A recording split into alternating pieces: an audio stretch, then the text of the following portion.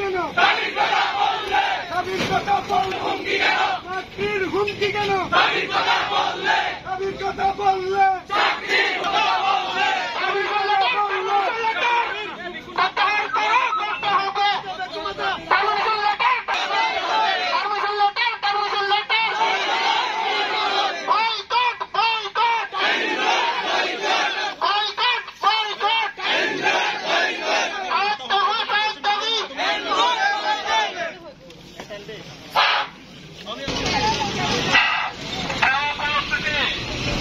আসসালামু আলাইকুম।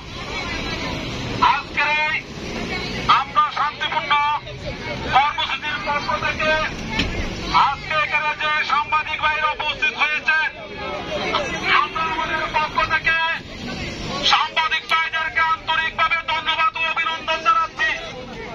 আপনাদের আমরা জানিয়ে দিতে চাই, মিলের মাধ্যমে আমরা তাদের সাথে যোগাযোগ করেছিলাম, সুন্দর কোনো আনসার দিতে পারেনি। আমরা যখন ইনরোড অফিসে যাই, ইনরোড অফিসে গেলে বলে এটা আমরা জানি না। এরপরে যদি আমরা আবার যোগাযোগ করি, আবার উত্তর দিয়ে বলে আইএমকে বলে, ইনরোড অফিসে গেলে বলে আইএম জানে। আমরা আমাদের সুপারভাইজারদের সাথে যোগাযোগ করতে চাইলে আমরা এখন কুল কিনারাহীন হয়ে গেছি। ইনরোডের অধীনে আইএমের অধীনে হয়ে আমরা কাজ করি।